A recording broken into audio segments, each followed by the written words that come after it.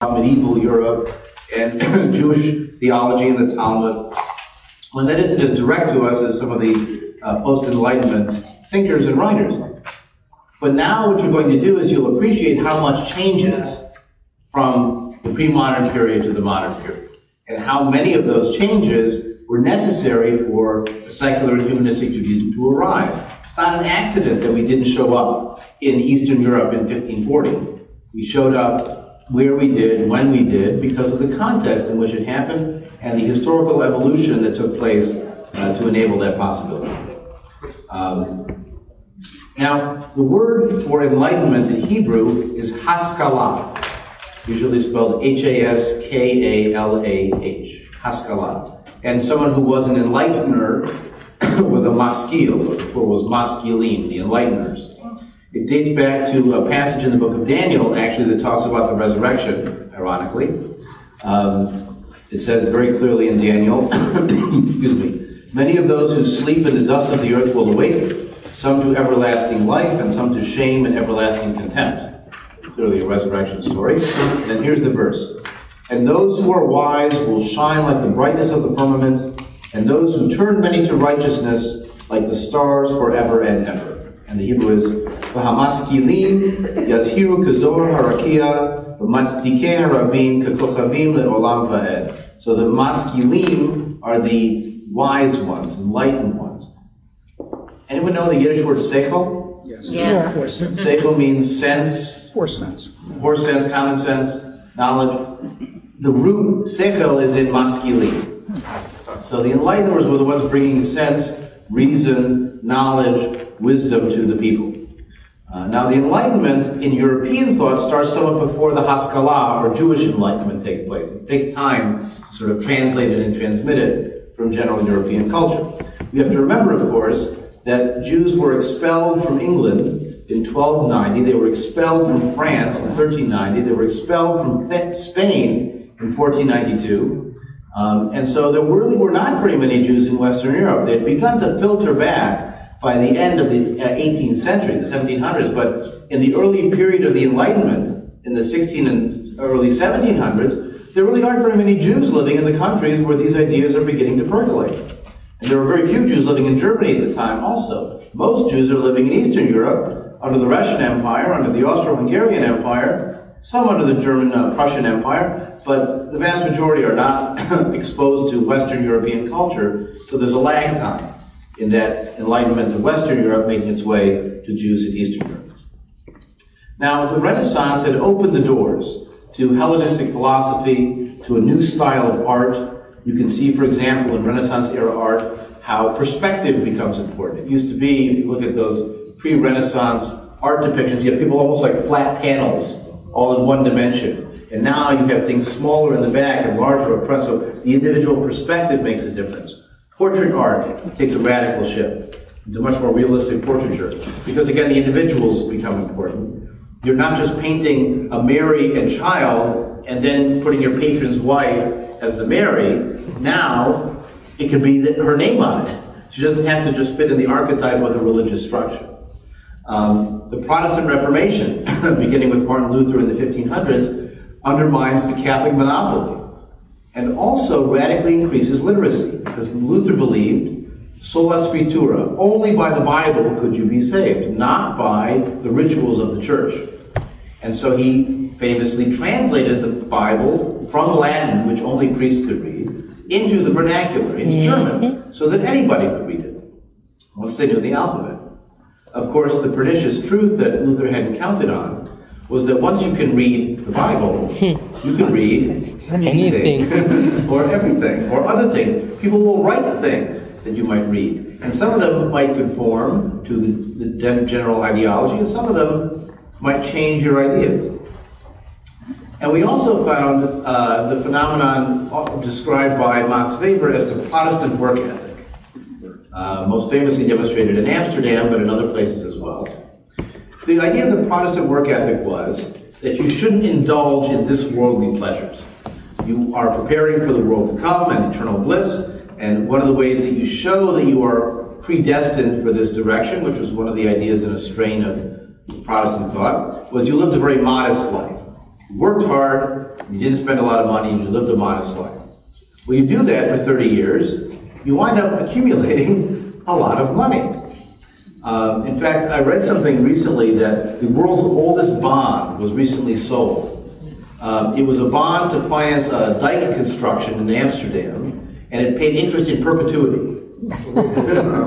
And so the legal document still exists, and the company still exists. It's still paying a little bit of interest every whatever. And so somebody bought that bond recently, and they're getting whatever the payment is. It did not adjust for inflation, so it's not particularly remunerative. But the idea of the joint stock company, where people pool money to do more and have a share in the profit, that's invented in Amsterdam. What happens when you accumulate wealth, though, is that now you have the possibility of people working as intellectuals, not necessarily in a productive capacity. Professors do. But you understand, in a world where you have to raise food or make something to trade for food, you are in a different world than when there are people who have leisure who can endow professorships or who can pay for the publication of a book for you. I mean, it's a very different world that facilitates intellectual discourse and the development of modern philosophy. So let me share with you some of the radical ideas, new ideas of this movement called Enlightenment. And in fact, Immanuel Kant wrote an essay called What is Enlightenment? Was ist Aufklärung is the German title. And his short version of What is Enlightenment was dare to know. Use your mind, explore, learn, write, change what came before. So one of the principles of Enlightenment was that rational human thought can do better than inherited tradition. Maybe we don't believe in Galen's 4 bodily humors and go to bleedings. Maybe we actually want to look at what's inside the human body and how it functions. And early medical science actually relied on grave robbers because that's how they got the bodies to study. And so you would appoint people to guard your graves afterwards to make sure that the medical students didn't come and steal the bodies. But the concept that rational human thought could do better than inherited tradition applied not only to science, but also to society. Maybe the way that society is structured is not the best way it could run. Maybe a monarchy is not the most efficient system, and so on. A second principle related to that is that science can describe the world better than traditional wisdom. If you have careful observation, you test experiments, and again, this can apply to society, not only to physical sciences. The third is that modern approaches can fix human problems better than tradition can. This whole concept of progress, that things get better. Remember, the rabbinic version was, things are going downhill. We're getting worse. The Enlightenment version is, the more we know, the more we can do. And the more we can do, the more we can help. And the more we can help, the better life will be for every human being. Now, an important part of the Enlightenment was also what defines a human being, a full human being.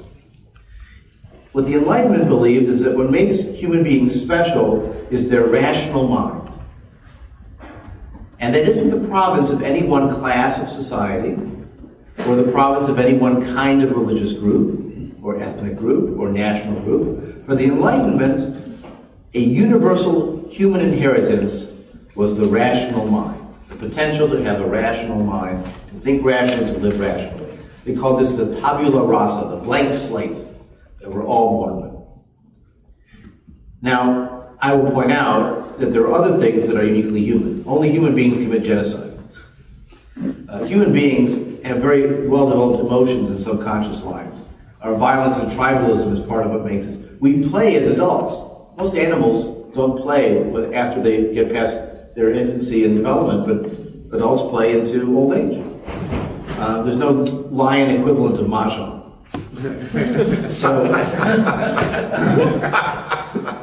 So there are a lot of things that make us unique as human beings that aren't purely rational.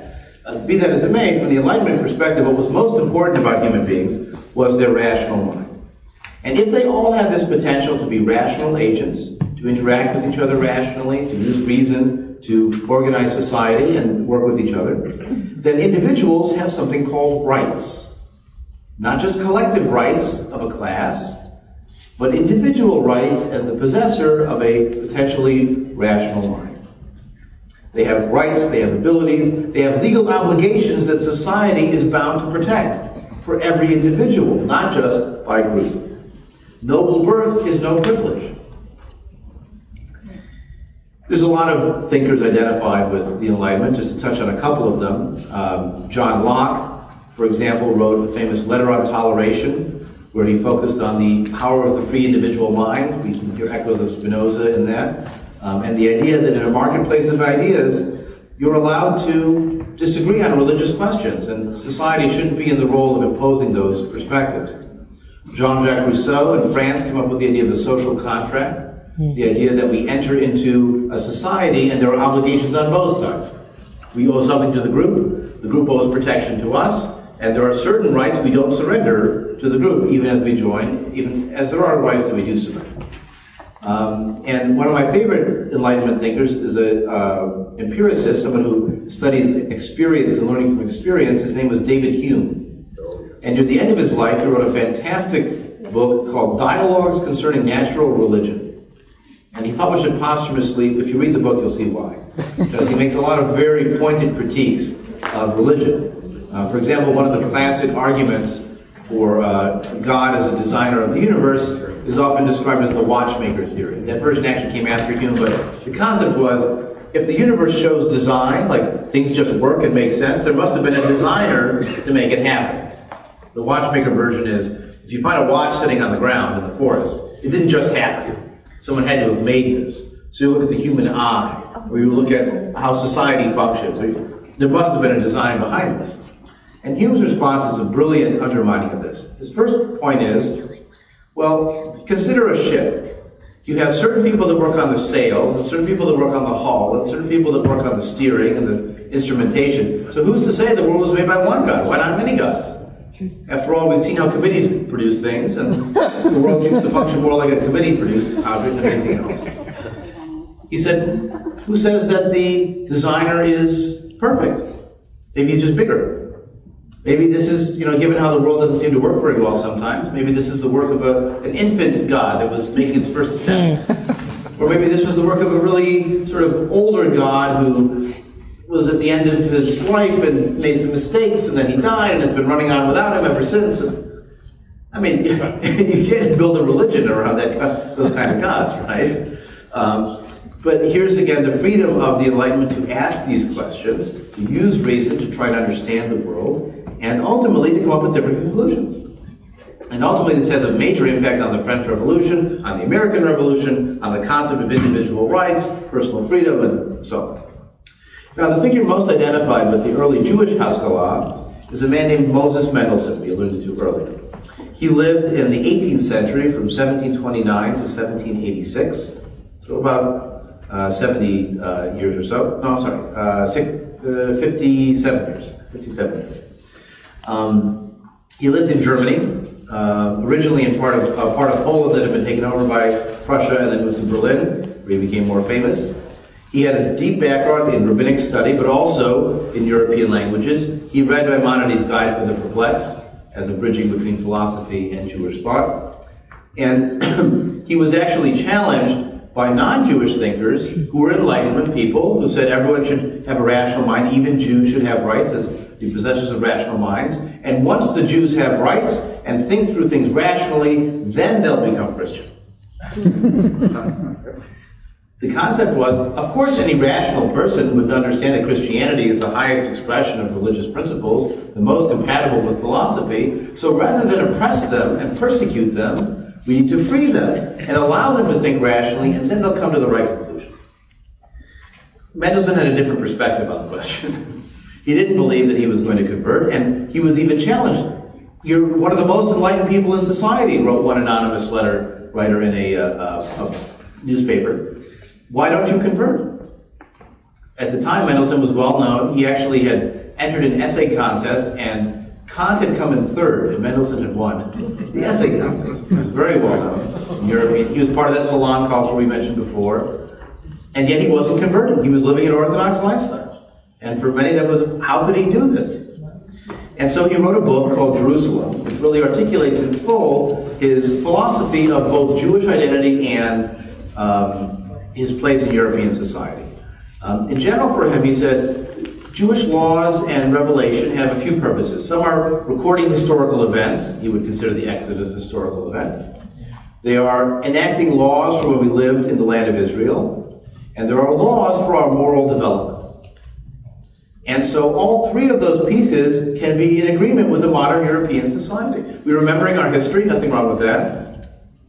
We have loyalty to our ancestors by preserving their customs, even if they don't apply to you. And the other laws that we have help to remind us of our moral duties. So if we have a mezuzah on a doorpost, he would have said, it's not because we're superstitious.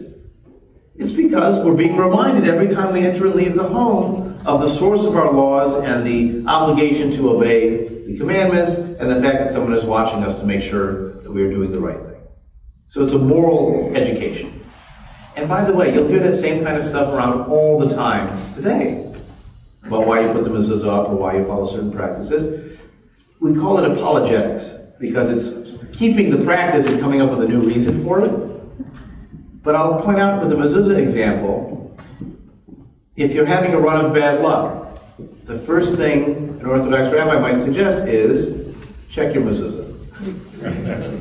Make sure it's at the right angle, you've got the right text in it. So it's not superstitious, except when things are going bad, then you might as well check to make sure it's okay. So this was Mendelssohn's philosophy of Jewish identity. It allowed him to preserve an Orthodox Jewish practice, which he followed, although his children and grandchildren became more assimilated to European culture, so that in the end, I don't think he had any Jewish grandchildren, or great-grandchildren. So the famous Felix Mendelsohn, which was his grandson, the composer, was not Jewish, was not raised Jewish, and didn't identify as Jewish. Even if, again, we try to claim him because he's famous, it happens all the time. Also, when he discovered Bach's music that had been forgotten, he referred to himself as a Jew because of the irony that a Jew had restored all this great Christian music. Yes, so Mendelssohn's role in church music. I mean, the same is true for Gustav Mahler, who was raised Jewish and converted to get a job because if you were a composer at the time, the church was the employer, and that's what you had to do. But yeah, the intersections continue with the identities. So from Mendelssohn's perspective, the state could use force only for the common good, to protect people, but not to impose ideas, again, like Spinoza. For Mendelssohn, traditional Judaism was not a barrier to full citizenship because it taught you ethics, it taught you good behavior. And under Spinoza's categories, that was fine, right? Teaching good behavior worked for a religious identity. And he believed that miracles were real, but he tried to claim that reason and religion could be consistent.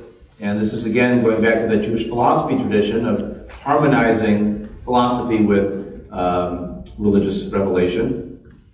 His most important impact was his translation of the Bible, because he translated the Bible into German, but into German with Hebrew letters. Now, at this time, Jews were speaking Yiddish, but he didn't want to put it into Yiddish. He wanted to put it into German as a bridge from Jewish culture, so you take a story they know, put it in German, which is close to Yiddish, but teaching them the correct way to do it, and using the alphabet they already know. And then once they learn the Roman letters, then they can read European culture. He wanted them to be open to the broader knowledge that was available. So in your packet, I included a reading, this is on page 17 of the packet, by Naftali Hertzvesely, who was trying to advocate for learning more of the surrounding world. We don't have time to get into it. I will encourage you to look at it separately. But to save time, to summarize, Wesley talks about two kinds of Torah. He refers to the study of human knowledge, what he calls Torat Ha'adam, the Torah of humanity. And then there's the Torah of God, and that's the Bible, the Talmud, and rabbinic teachings. And he says that only the seed of Israel is obligated to the laws of the Torah. Only Jews have to follow the Torah of God, but the Torah of humanity is everybody's.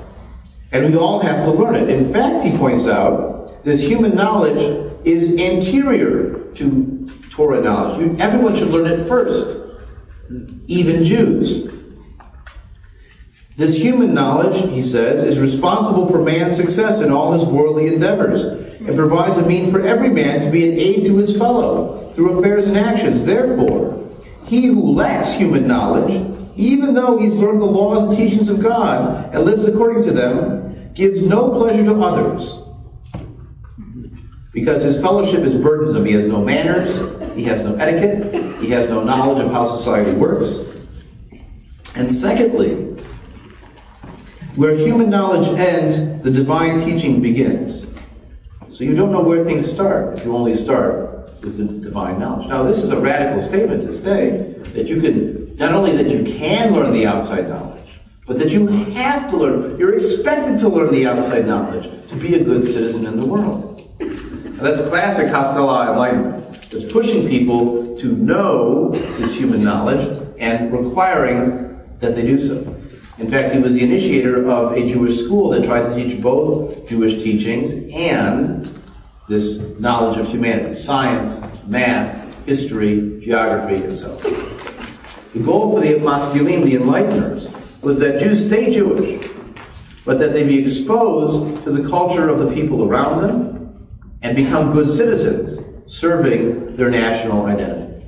Yes? To what extent does this imply that negotiating living in two worlds it becomes a theme in Jewish life? Exactly right. And we'll turn to the next reading on page 21 that dramatizes this thing. It's a poem written in Eastern Europe in 1866 by Yehuda Leib Gordon called Awake My People, and it's on page 21 of the packet. And we have to keep in mind, of course, a lot of these writers of the Haskalah are writing before Jews are emancipated. Mendelsohn is writing before Jews are emancipated in Germany, which doesn't happen until 1871 in its completion. And Gordon, writing in Russia, Jews aren't emancipated in Russia until the Bolshevik Revolution in 1917. So they're writing with the prospect, with the anticipation of Jewish emancipation, Jewish participation. Their goal is to make the Jews worthy of being emancipated. Show the non-Jews that we can become assimilated to their culture, speak their language, learn their wisdom, participate in their society, and then it will be obvious that we are full participants in their culture. Even if we're slightly different as being Jewish, we still deserve to be fully citizens in these new republics. Okay. Growing up as a child, I never could understand what the difference was between a Catholic and a Lutheran and a Baptist and all that. Was there any effort during the Enlightenment for the Jewish intellectuals to say we've also got to study Christianity to understand what the heck is going on around us? That was a step too far for some of them, because who was going to teach you? You would be learning with ministers and priests who would be trying to convert you. There was actually a famous case of a man named Solomon Maimon, who chose his name, named himself after Maimonides. He went to a priest. He wanted to become Christian just for the citizenship. He didn't believe it. He felt it would be easier. Heinrich Heine famously did this as well, who converted to Christianity because he said it was my passport to European culture. And he still identified somewhat as a Jew, but he had to be Christian to participate, so he did it. And when Maimon went to a priest, he explained to the priest, I don't really believe what you're saying, but this is what I need to do. And the priest said, get lost. I don't want you. So learning about Christianity in the abstract, the kind of ecumenical, cross-denominational study, I would guess Lutherans didn't learn much about Catholicism because they were the enemy. Yeah. And our model of interreligious dialogue is, again, not quite what we're dealing with here. When people like Mendelssohn's friend, Gottlob Lessing, who wrote a play called Nathan the Wise, which presents a Jewish character with a humpback, and that was a condition that Mendelsohn had. Nathan the Wise presents that character very sympathetically as the hero of the story. Lessing wrote it. He was a friend of Mendelssohn's, and Lessing himself would say, emancipating Jews is the best way to civilize and convert them. So there wasn't a sense of respecting the dignity of the other to be different. And many of the Enlightenment thinkers, the more radical secular ones, had no interest in religion whatsoever. I think it was Voltaire that wrote, "Écraser l'enfant," crush the infamous thing, get rid of the church, confiscate all their lands, ban their practice. They even tried to change the calendar in the French Revolution to a 10-day week. a decimal calendar to eliminate the Sundays. They didn't even want time to be organized on Christian categories. They made a whole new calendar, by the way. There is a hero of free thought and science and enlightenment on every day of that calendar. Just like in the Catholic tradition, you had a saint on every day of the calendar. They came up with sort of a secular saint on every day of the calendar. But they were trying to totally replace religion. So again, Enlightenment thinkers were not interested in studying the interesting and quirky theology of the Catholic Church. So I don't think there was a lot of ecumenical, interreligious dialogue in this period where Jews were recommended to study it to be literate. Some of it happened, I'm sure. But it wasn't primary on the curriculum. Much more important were science, mathematics, history, languages, philosophy. Those were much more important. So let's look at this poem by Gordon, because, I'm sorry, there's a question over there? Well, I was just wondering, backing up for a moment to Wesley, do you see a little seed of humanism in there with the idea of a universal Torah? Well, it's a solution that Jewish philosophy has often found, and Christian philosophy too, to deal with the reality that Plato and Aristotle were clearly brilliant and had no revealed religion whatsoever. How do you solve that dilemma? Because if you believe that truth comes from revelation, where do they get their truth from? They must have gotten it from studying the world, from human knowledge, that Torah Ha'adam that Wesley's talking about here. So it's humanism in the sense that all human beings have access to this knowledge. It's a humanism in the sense that human beings produce this knowledge as they study the world. But it's not a kind of secular humanism that doesn't have a religious component to it. You see, that kind of religious version of studying the world still has the God layer on top, right? That's stage 2. Human knowledge is accessible to everybody. That's stage 1. Very Enlightenment, right? The blank slate, you can study the world, everyone can learn. But there's still the particularist religious side that's added on top of, there's a general revelation that is specific to deeper truths. Oh, so then the follow-up, I'm just wondering, was there the idea that you could have good morals and ethics if you didn't have religion? Well, the Enlightenment thinkers certainly thought so. In fact, they would say that they would take the more radical perspective of it's very hard to have good values with religion. Because look at all the terrible things religion has done and so on. In fact, this is one of those sad tragedies of history. Voltaire wrote a lot of anti-Semitic material in his writings because he blamed the Jews for the Catholic Church. Because they started this whole monotheistic religion garbage, and so they're the root of the problem. And he also had some, classic anti-Semitic Jews are moneylenders and that kind of stuff too. But the Enlightenment thinkers were often very anti-religious. And so their alternate source of ethics was that. To be fair, of course, the French Revolution was not a paragon of, ethical society and social behavior, given the guillotines and the, purges and counter-purges and all of that work. So it didn't work out so well for them either. A scholar, I wish I could think of his name, but one of the scholars in Jewish studies at the University of Minnesota gives a talk, and the title is Moses Mendelsohn, the First Modern Jew. And how would you? Well, it's an interesting conception because he's engaging with contemporary intellectual thought. He's participating in general society, these salons and these other cultural experiences. He's recognized as an authority by the non-Jewish world, as opposed to one of those quirky, weird Jew rabbis out there. And so I can see many aspects that are modern for him. He's still committed to an Orthodox practice, but he is even interpreting that practice in the light of Enlightenment ideas and how it affects the society around him. The text has to pass the test of reason, right? No. Sort of? Okay. All right, let me give you the reality of it. He might have said that at one point, but it just so happens that every Jewish revealed text somehow passes the test of reason.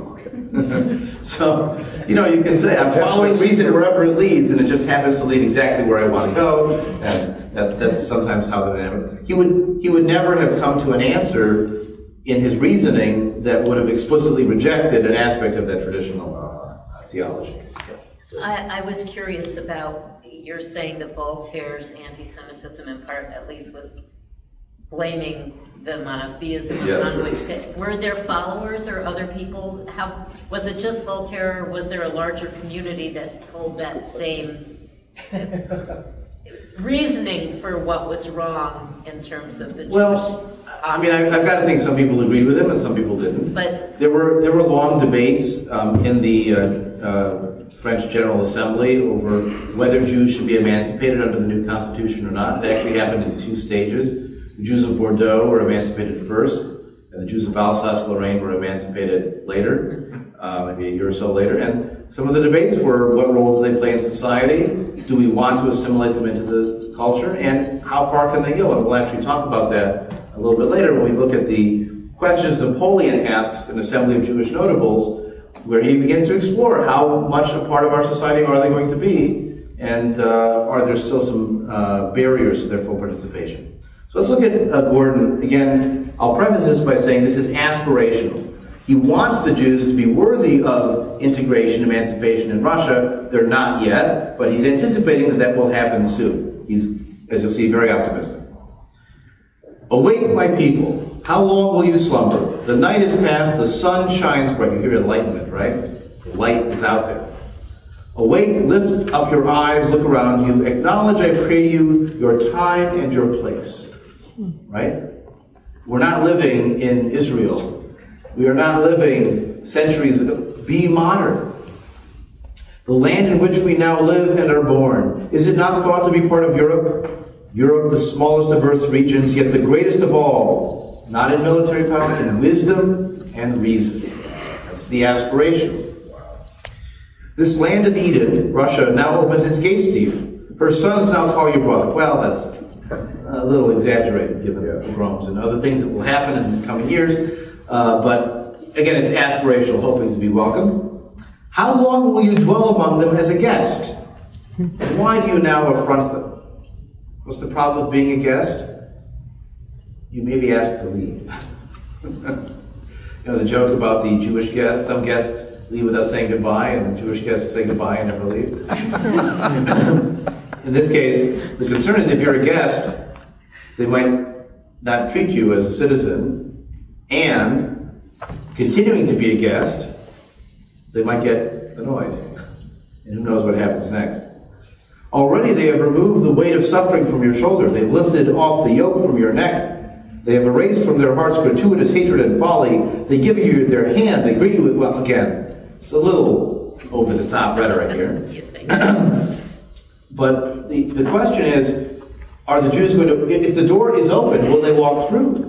Or will they refuse? You know, will we become like the Jews of the Upper West Side of Manhattan? Or will we become like the Orthodox Jewish community in Brooklyn or in upstate New York in New Square and in these Rockland County, where they're living in a bubble? And they are in many ways refusing emancipation and full participation.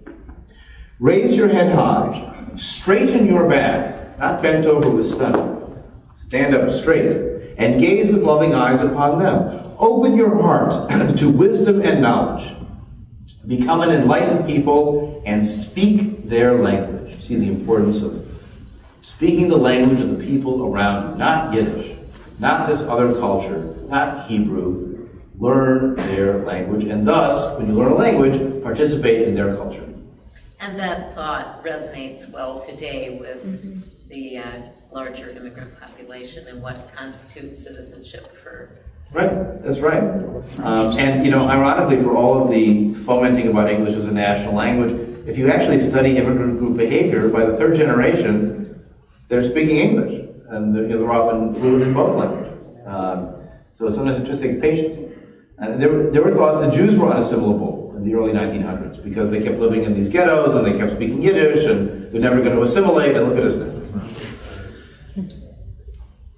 Every man of understanding should try to gain knowledge. Let others learn all manner of arts and crafts. Those who are brave should serve in the army. The farmer should buy plows and fields. What does this all have in common? Do something. Don't be a middleman. Don't be a peddler. Don't be a money lender. Don't do something that doesn't produce anything. Do something. something that makes something, arts and crafts. Volunteer to serve in the army. Jews volunteering to serve in the army. Volunteer to serve in the army because you are part. This is a social contract, right? Do your part. They had one choice. They were drafted. Right, but what he's saying here is, if you're suited for the army and you're brave, go do that. If you're good at making things, go do that. Contribute. And farmers should buy plows and fields. Again, this tradition of Jewish non-farming. Go and do something that's real and productive, just like everybody else. It sounds like some of the seeds of Zionism, too.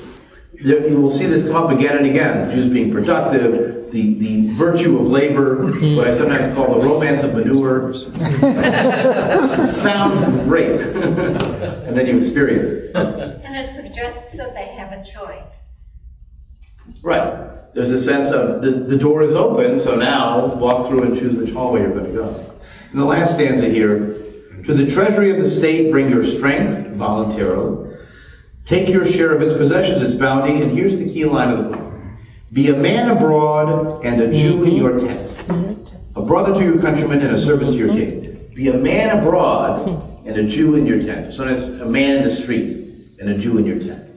So what does that mean? What is left of being Jewish here? It's now a private identity. You do that in home. You do it in private. It doesn't distinct. When you're out there, you look like everybody else. You act like everybody else. You speak like everybody else. You participate like everybody else. You are like everybody else. Is he drawing a dichotomy between Jewishness and masculinity? No, I don't think so. Because Jacob, for example, is described as living in tents. And Esau is the one that goes out to the field. So a Jewish identity in a tent is not an issue for men, or the masculinity side. But the key point here is that you're allowed to still be Jewish. He doesn't say stop being Jewish. But your Jewishness now has to be limited and observed in certain settings, and generally in private, and not in the public sphere. That's where you're simply a citizen. And so, as we'll see in a few moments, this is one of the starting points for the transition to Judaism as a religious identity, where you would say, I'm a German of the Mosaic faith, I'm an American of the Jewish religion, because out in the street I'm American, I'm German. In my tent, in my private space, in my religious institution, that's where my Jewishness is expressed. I'm thinking about this in terms of my parents who grew up in Austria, considered themselves and their relatives on both sides of that family totally assimilated Jews. What I never heard was, and a Jew in your own tent. Was there a swing way over to, we are Austrians, we look to the Kaiser and so forth, until, of course, Hitler came in and said, no, you're Jewish? We'll talk about that a bit more this afternoon. We talk about Jewishness, and in particular, the cosmopolitan experience that we were alluding to earlier, where people simply might have been of Jewish origin, but didn't feel any positive Jewish identity. We'll talk more about that this afternoon. But yes, that was one of the, again, like evolution, right? It goes in different directions. Some go Reform Judaism, and that Jewishness is a private identity, religious identity. Some go the universalism, and others will go in a Zionist peoplehood direction. But we'll see that more this afternoon.